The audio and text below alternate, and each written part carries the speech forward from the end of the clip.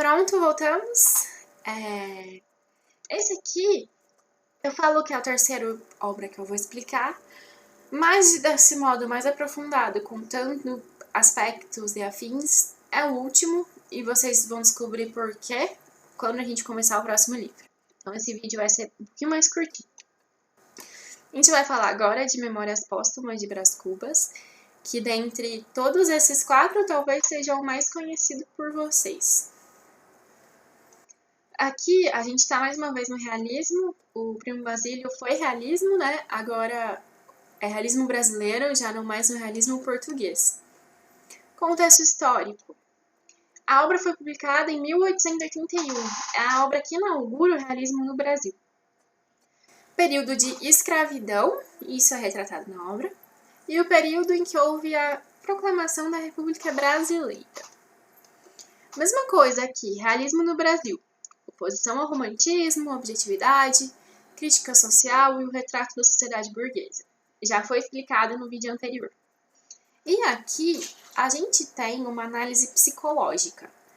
Não é uma característica do realismo por si só, é mais do naturalismo. Só que, como a gente fala de Machado de Assis, a gente pode falar que ele foi o maior psicólogo da literatura. Ele analisa muito aprofundadamente a psicologia de suas personagens. E aqui foi a primeira característica que eu coloquei dele, que ele faz uma análise profunda do ser, do agir e do pensar. Ele é marcado por uma ironia, só que é uma ironia extremamente sutil, que talvez a gente até demore a perceber, ou então às vezes a gente nem percebe. Ele é muito pessimista, e atenção aqui, essa característica importantíssima que é a digressão.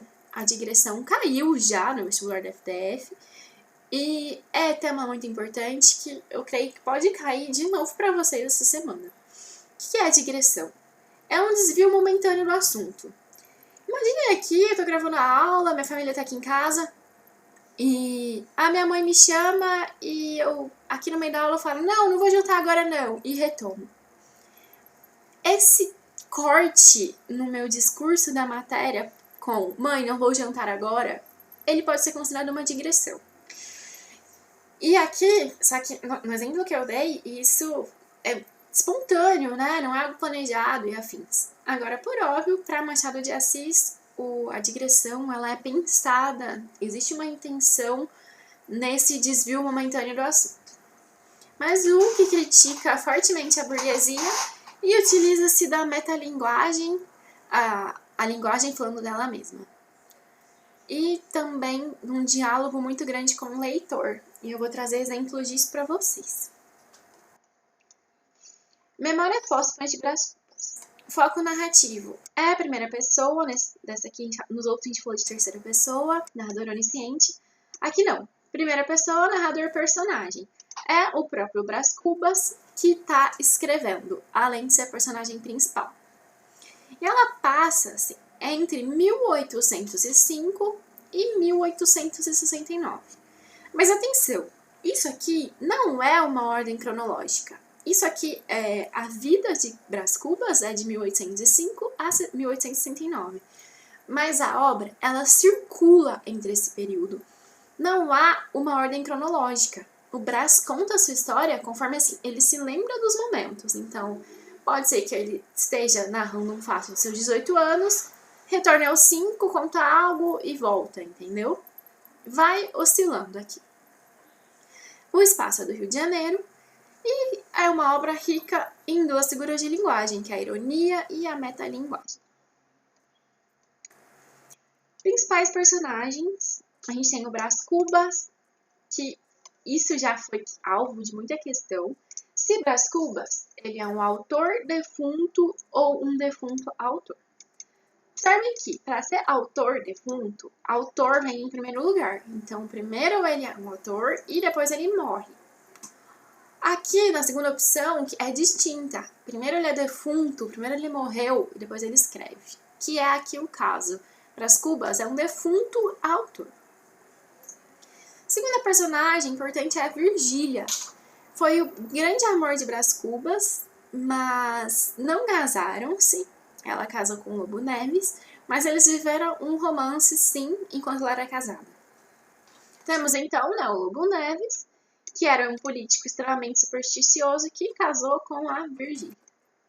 Outra personagem importante é a Marcela, uma personagem extremamente importante da juventude de Brás Cubas, que foi uma dama espanhola com quem ele se envolvia. A Eugênia foi uma pretendente de Brás, muito bonita, mas coxa, manca. E para ele, que vivia de aparências, o fato dela ser manca era um absurdo, ele não toleraria um relacionamento dessa forma. Temos Sabrina, que é a irmã Sabina, aliás, não tem R. Ela é irmã de Brás Cubas e casada com Cotrim. Eulália, chamada também de Nhaloló, é uma mulher com quem Brás vive um relacionamento ao final da vida. E aí a Dona Plácida, é uma funcionária na casa da Virgínia.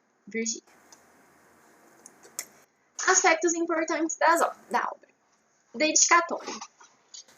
Ao verme que primeiro roeu as frias carnes do meu cadáver, dedico como saudosa lembrança estas memórias póstumas. Olha que algo frio, e inovador e impensável você dedicar o seu livro aos vermes que roeram as suas carnes quando morto. Porque lembrem que ele escreveu esse livro depois da morte, né? São memórias, então, póstumas. Ele dedica a sua obra a esses vermes que fizeram, né, a deterioração do seu corpo. É uma obra rica em metalinguagem, no sentido de que ele fala sobre o próprio fazer literário. Exemplo, não são propriamente um defunto autor, mas um autor defunto. Aqui ele está falando sobre a escrita. Isso é a metalinguagem. Ironia. Essa aqui é bem interessante. Tinha 64 anos quando fui acompanhado de 11 amigos. 11 amigos, já vão entender. Bom e fiel amigo, não me arrependo das 20 apólices que lhe deixei. E a outra é Marcela amou-me durante 15 meses e 11 contos de réis. Essas 3 frases já foram cobradas como exemplos de ironia. Aqui solto do jeito que eu falei, vocês não vão entender, mas vou contextualizá-las em breve. Aqui essa que eu já comentei. A importância que Brás Cubas dava para as aparências e status. Exemplo, por que tão bonita se coxa? Falando da candidata, né? Por que coxa se bonita? Pô, adianta essa menina ser tão bonita se ela é manca? Pra ele, não tinha uma possibilidade de relacionamento entre eles. Porque, ainda que fosse muito bonita, não dava pra tolerar aquilo porque ela era manca, coxa, né? Principais aspectos. Eu acho que eu vou contar a história primeiro, depois a gente fala aqui os principais aspectos. Narrador, primeira personagem, Brás Cubas. E o Brás, ele começa a obra pela sua morte. Tinha 64 anos quando fui acompanhado de 11 amigos. 11 amigos, exclamação. Chovia, tava uma chuvinha fraca, fina, miúda. E ele me diz que o céu estava chorando a perda de nosso ilustre finado. Imaginem só, você me diz ilustre finado, ao mesmo tempo que você diz que 11 amigos estiveram presentes no seu velório, no seu enterro. Como que uma pessoa é tão ilustre e na sua morte apenas 11 pessoas comparecem? Observe então a primeira ironia da obra. O Brás Cubas não era essa personagem querida. Apenas 11 pessoas compareceram ao seu velório. Só que ele gosta, né, ele é essa personagem que vive de aparências, irônica, e para ele aquilo era um grande feito. E o Brás, existe uma personagem ali, um personagem, que faz um discurso belíssimo no momento do seu enterro. E o que o Brás fala? Não me arrependo das 20 apólices que lhe deixei. Observem a degradação moral de Brás Cubas. Essa pessoa só discursou de um modo tão belo no velório porque ele pagou. Ele teve que pagar alguém, deixar 20 apólices, porque senão muito provavelmente ninguém falaria nada no seu velório. Degradação moral, aparências, status. Na sua infância, ele tinha um escravo. Ele veio de família muito rica e a família dele tinha um escravo e esse escravo era basicamente para viver por conta do Brás, assim, para sofrer na mão dele, porque ele era uma pessoa não muito boa, vocês vão observar. E ele judiava, ele montava no escravo, batia nele, fugiu o nome do escravo, eu vou lembrar, tá? Peço desculpas. E ele judiava desse homem. E isso vai refletir muito. Aqui na frente vocês vão reparar no quê? Brás, ainda muito jovem, ele teve seu primeiro amor, que era Marcela. Ela era espanhola. Só que a relação entre os dois era pautada pelo dinheiro. Brás Cubas era de família rica, né? E quando o pai descobriu que ela se aproveitava dessas condições financeiras, ele cortou a mesada do Brás. O que o Brás faz? Ele começa a roubar dinheiro do pai para comprar presentes para Marcela. E aí o pai também não tolera, né? Ele quer o fim desse relacionamento. E o que ele faz? Manda Brás Cubas para Coimbra estudar direito. É basicamente assim que a gente fica, né? Tá dando trabalho, você vai lá para Portugal, vai para Europa, vai estudar lá. Vamos virar gente na vida. E realmente ele foi. E não, até aquele momento ali não teve contato com a Marcela. E aí vem uma segunda frase irônica e muito importante para vocês, que é a seguinte: Marcela amou-me durante 15 meses e 11 contos de réis. A Marcela não amou ele. Ela amava teoricamente, enquanto ele tinha esse dinheiro, esse período aí de 15 meses e 11 contos de réis. Ele deixou de ter dinheiro, ela já não quis ficar com ele. Marcela era então essa prostituta, né, que estava ali com ele para ser sustentada, para ganhar dinheiro. Quando ele está em Portugal, Brás é chamado às pressas por seu pai porque a mãe estava morrendo. Ela morre efetivamente e ele fica muito abalado e ele vai viver numa chácara que a família tem na Barra da Tijuca, no Rio de Janeiro. E ele encontra a Eugênia, que é a moça linda mais coxa. E qualquer hipótese de um relacionamento entre os dois não vai dar certo porque ele se importa com as aparências a esse ponto, né? E aí o pai de Brás aparece nessa chácara e dando uma oportunidade ao filho. Ele tem um projeto de vida para o filho dele. Ele quer que o filho se torne deputado. E ele também quer que o filho se case. E para isso, ele apresenta ao Brás o conselheiro Dutra, que é um influente político e pai de Virgília, e com quem o pai de Brás tinha uma certa afinidade. Então, o que acontece? O conselheiro Dutra era a possibilidade do Brás se casar, porque a filha dele era essa lindeza, essa era a moça bem vista na sociedade, porque ele era um famoso político, então era a chance de Brás ser um grande deputado. Virgília, ela era meiga, dócil, gentil e ignorante. E pro Brás, ela foi o seu grande pecado, vamos dizer assim, né? Porque ela era tudo que ele queria, né? Bonita, gentil, dócil e ignorante. Ele não queria uma pessoa esperta, ele não se importava com isso. Só que aparece um personagem que vai acabar então com esse plano de vida de Brás Cubas, que é o Lobo Neves. O Lobo Neves caiu nas graças do conselheiro Dutra, e ele então que casou com a Virgília, e ele que se tornou deputado. E aí, Virgília tá nesse casamento aí que a gente imagina muito feliz, próspero, e em um determinado ponto eles estão andando pela rua e se cruzam, se batem. E eles retornam um contato, acabam tornando-se amantes. Então, olha a degradação moral, porque o Brás ele havia se tornado amigo de Lobo Neves. E ele tá ali traindo, então, o amigo dele. Ele tá tendo um relacionamento com a esposa de um amigo dele. Mais uma vez, degradação moral de Brás Cubas. Ele paga uma pessoa para discursar no velório dele, ele se envolve com a esposa de um amigo, ele não é lá a flor que se cheire, né?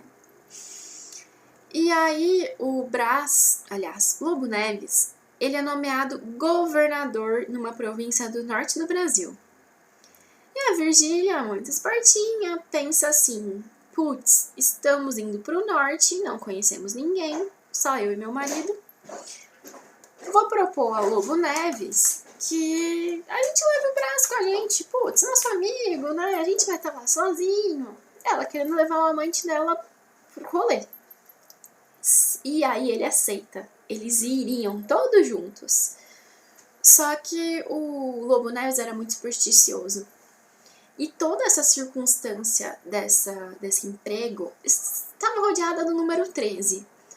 O número 13 era um número para ele que dava azar, porque não vou saber certo porquê, mas foi o dia que alguém faleceu na vida dele, nananana, e o dia da ida para essa viagem era um dia 13, e ele não confia muito nisso, e aí ele desiste da ida.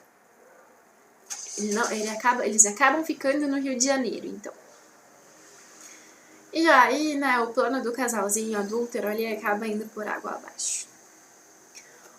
O Brás precisa então encontrar uma casa para se encontrar com Virgília.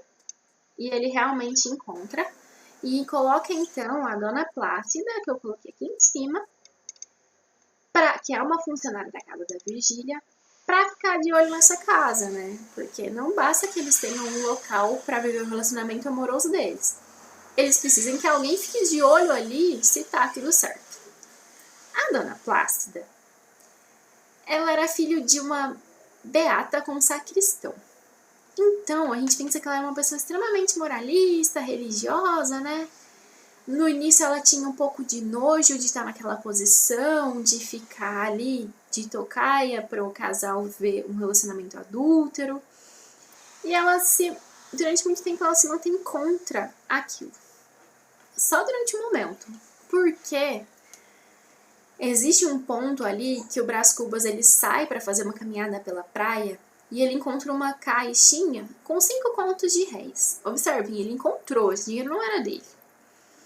E ele dá esse dinheiro para Dona Plácida, falando para ela que é um presente, assim, para você contribuir com a sua aposentadoria, tô te presenteando. Ele não era essa pessoa boa. Ele deu aquele dinheiro porque ele havia encontrado na rua e ele não precisava, né? E aí ele fala mais uma frase irônica. Creio que nesse dia acabou o nojo de Dona Plácida. Então, imaginem, ela era uma pessoa simplesmente movida pelo dinheiro e pelo interesse social, econômico. Até então, ela tinha repulsa, ela tinha nojo daquilo. No exato momento que ela recebeu ali uma vantagem de Brás Cubas, ela estava tudo bem. Para ela, aquela traição poderia acontecer debaixo dos olhos dela, que ela estava aceitando. Então, observem a crítica às aparências, ao status, que essa obra faz de um modo muito singelo, né? É único. E aí, continuamos, então. Lembrei, o nome do escravo é Prudêncio, tá? E isso é importante porque num ponto da obra, o Brás estava passeando numa região da Candelária, um lugar assim, no centro do Rio, e ele escuta uma gritaria, ele escuta tapa, chicote, e aí ele se aproxima para ver aquilo e ele se depara com o seu escravo, que tinha recebido a alforria, batendo, dando chicotadas em um homem negro. Por que o escravo dele estava fazendo isso? Como bem disse Paulo Freire, né, o sonho do oprimido é se tornar o opressor. O Prudêncio sofreu tanto nas mãos de Brás Cubas, Brás deitava nas costas dele, batia, brincava, que o Prudêncio estava fazendo isso com um escravo, com um homem negro. Então olha como o que a gente sofre, o nosso meio influencia nas nossas atitudes. Não faz nenhum sentido aquele comportamento do Prudêncio, aquele comportamento do escravo, né? E aí, quando ele vê aquilo, o Brás, ele se choca um pouco, ele assusta com aquele momento. Ao passo, né, desse momento, o Lobo Neves, ele recebeu uma carta anônima contando do relacionamento da sua esposa com um até então amigo, né? A Virgília chora, ela nega, mas não funciona. E, coincidentemente, ele é nomeado mais uma vez governador no Maranhão. E dessa vez ele decide ir, e por óbvio, né, Brás Cubas não foi convidado, porque ele já sabia então que existia esse relacionamento entre a esposa dele. Mas a esposa dele foi, tá? Ele levou ela. E aí, eu falei aqui que ele tinha a irmã Sabina. E a Sabina tá vendo o irmão ali, tá passando a vida, tá envelhecendo, não se envolve com ninguém, e ela começa a se preocupar com o futuro dele, se ele vai ter um futuro sozinho e tudo. E eles haviam brigado por conta de herança, né, quando o pai faleceu. Ela tenta uma aproximação e ele não quer uma aproximação com a irmã por conta do cunhado Cotrim, porque ele fala que Cotrim judiava dos escravos. Calma aí.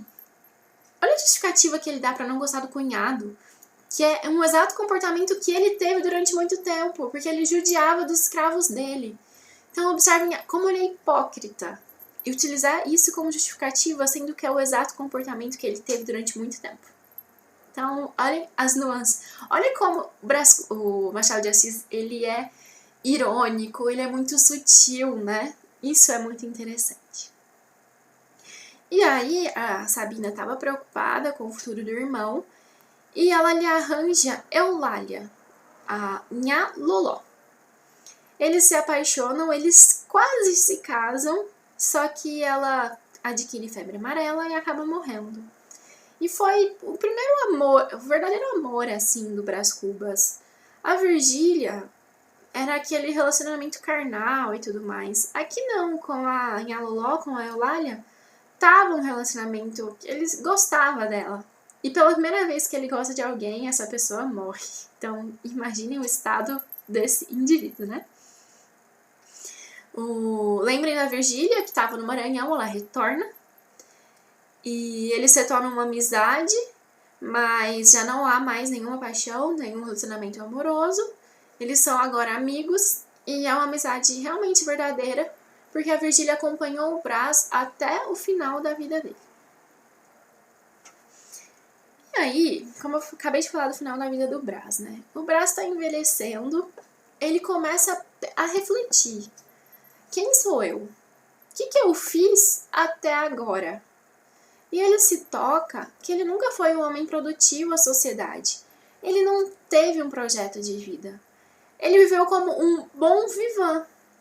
E aí ele fala, eu vou fazer alguma coisa de útil.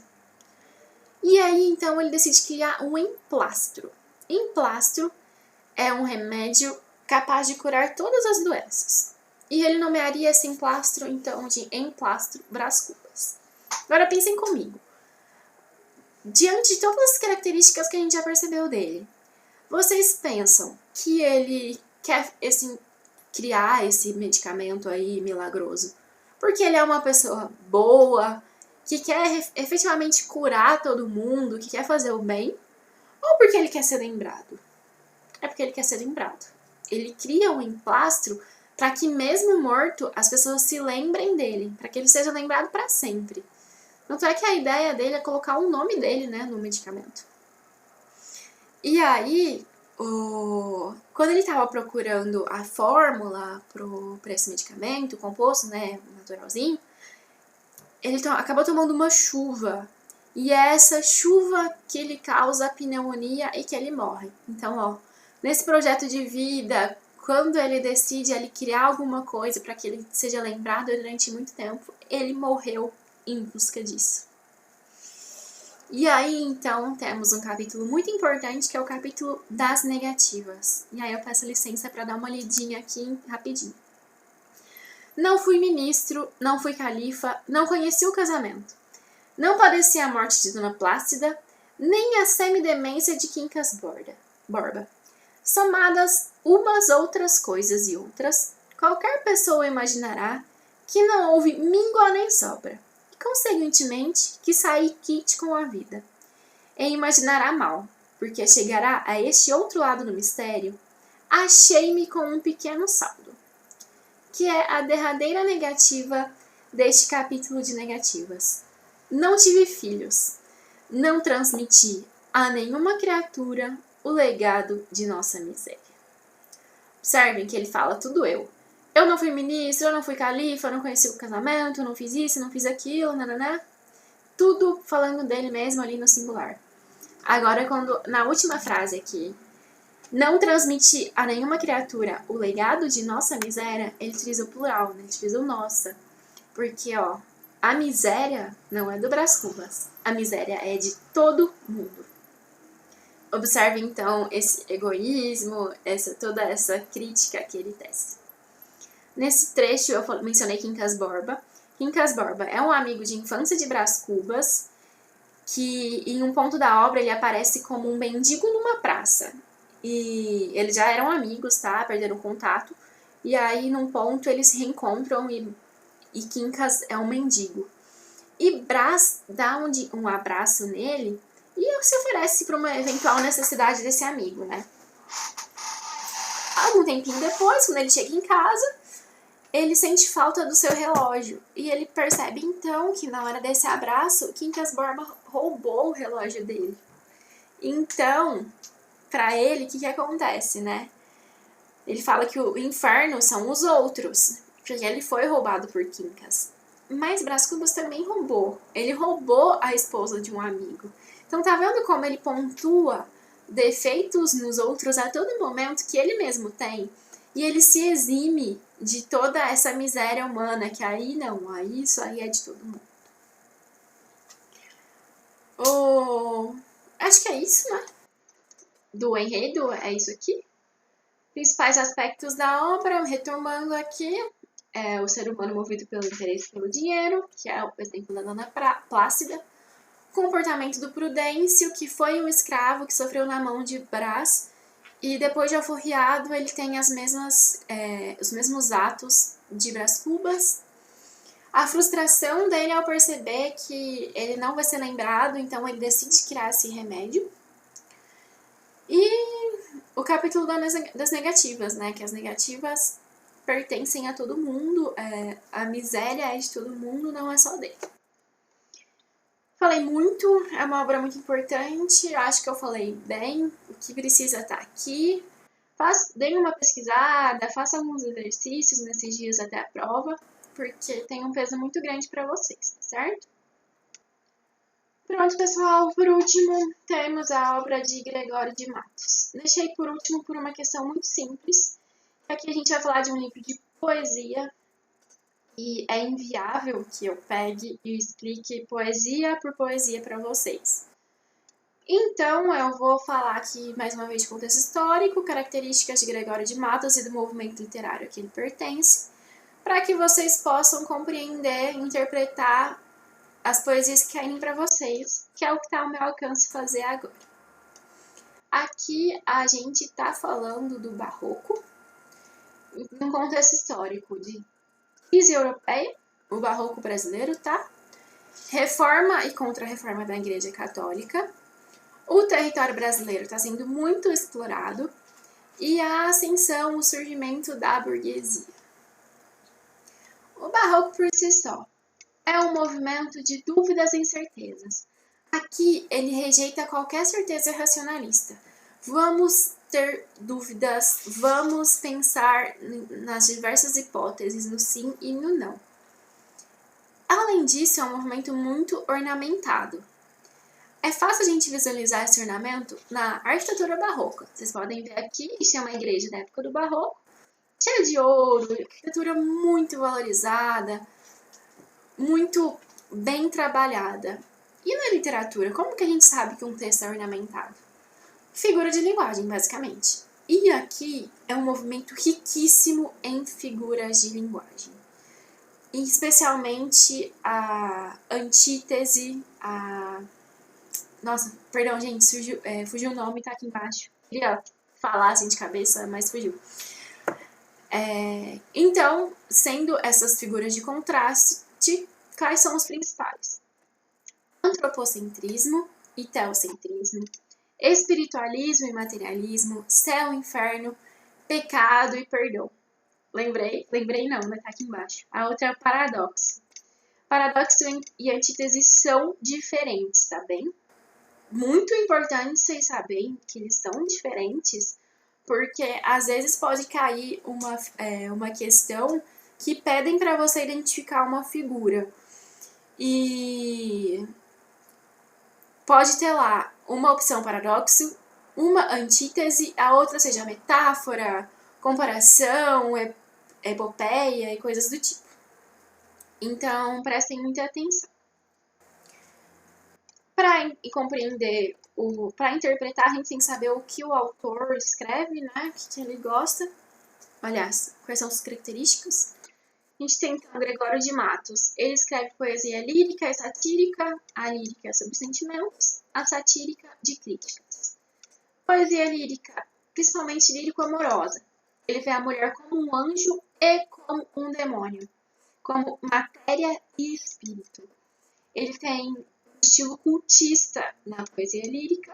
O estilo cultista é aquele que há uma valorização intensa das formas. Escreveu também poesia satírica e ele não poupava ninguém de suas críticas. Ele critica a todos de forma igual, de forma direta e ninguém passa batido. Em razão disso, ele era conhecido como o Boca do Inferno. Também escreveu poesia religiosa. E aqui quando eu falo, aqui no slide de cima, céu, inferno, pecado, perdão, é o que ele retrata nas suas poesias religiosas. Ele escreveu muitos sonetos. Sonetos são poesias de estrutura fixa, que a gente fala 4-4-3-3. 2 estrofes de 4 linhas cada uma. E, por fim, 2 estrofes de 3 linhas cada uma. Essas poesias são escritas em versos decassílabos, que são aqueles em que há 10 sílabas poéticas. Lembrem-se que sílabas poéticas são diferentes de sílabas gramaticais, correto? Especificamente, então, poemas escolhidos, que é a obra. A linguagem é rebuscada, complexa. Isso é um reflexo do barroco, que o homem, aqui falta um M, o homem barroco, ele é complexo, ele é rebuscado. E isso reflete, então, na linguagem empregada. Falei para vocês das 2 figuras de linguagem, mas não expliquei. É porque o momento é esse aqui. Aplicação de paradoxo e antítese. Prestem atenção, isso é importante. Paradoxo e antítese são 2 figuras de linguagem que vai falar de opostos, mas elas se diferenciam. De que modo? No paradoxo, essa oposição, elas incidem sobre o mesmo referencial, a mesma pessoa ou o mesmo objeto. Exemplo, pequei, Senhor, mas não porque hei pecado. Aqui, o sujeito que está pecando é ele. E aqui, no momento, ele fala que ele pecou e no momento ele fala que não.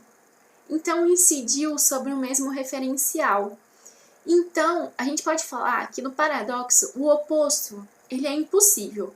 Porque esses opostos não podem existir ao mesmo tempo. Guardem isso. Que é a diferença com a antítese. A antítese essa aproximação de palavras opostas, produzindo então esse contraste, mas na antítese é possível que isso exista ao mesmo tempo. Aqui eu trouxe um exemplo do barroco, entre aspas.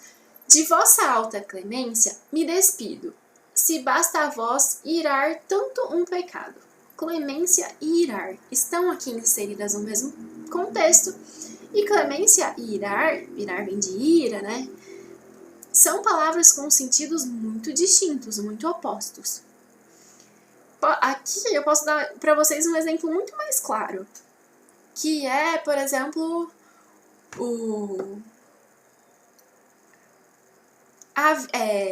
nós vivemos entre a vida e a morte. Isso é verdade? É. Em um momento a gente está vivo e no outro a gente está morto. Vida e morte não são palavras com sentido totalmente distintos? E elas acontecem sobre o mesmo sujeito? Sim. Não ao mesmo tempo, né, gente? Mas acontece. Então, elas são possíveis de existir sobre uma mesma pessoa. A mesma coisa é eu falar que existe dia e noite. São ideias opostas, mas que existem. Um dia, ele é formado pela parte do dia, das 12 horas claras, e as 12 horas escuras da noite. Então, isso é uma antítese. Esses dois opostos que são possíveis de acontecer na realidade, e no paradoxo não, certo? Em terceiro lugar, uma figura cobrada é sinestesia, associação de palavras ou expressões em que ocorre a combinação de sensações diferentes, sensações humanas, viu? Tato, paladar, olfato e coisas do tipo. E hipérbato figura de linguagem em que há uma inversão da ordem natural das palavras. Ordem natural: sujeito, verbo e predicado. Hipérbato há uma diferença. E pode ser por conta de rima, por conta de sílabas poéticas. Se deixar na ordem natural, a sílaba poética não vai ser a 10ª, mas se a gente fizer uma inversão, pode ser que seja. Então, é tudo muito rebuscado, muito construído, de forma a dar esse ornamento para a poesia barroca, certo? Infelizmente, é isso que eu posso falar para vocês dessa obra, porque é inviável falar de cada uma das poesias. Eu espero que seja no mínimo suficiente, que vocês consigam acertar algumas coisas. Como eu comentei, eu não tenho disponibilidade para fazer as aulas ao vivo, por isso que foram gravadas. E se tiverem qualquer dúvida, vocês têm o meu nome aí em cima, falem com a coordenação do cursinho, se possível, e entrem em contato comigo, que vai ser muito importante para mim ajudar vocês, tá certo? O vestibular da FDF Literatura é muito importante, peso em dobro, e assim, não é difícil, vocês vão ver que vocês podem se dar super bem. E vai ser uma honra ser uma veterana de vocês, tá certo? Uma boa sorte, pessoal. Sempre quando estiverem fazendo exercícios, circulem as palavras importantes, vão com calma, vão eliminando assim, uma por uma, vocês vão achar a correta, tá certo? Boa sorte a todos, contem comigo, com o pessoal do cursinho para o que precisar. E é isso, gente, muita calma e até mais, um beijo para todo mundo.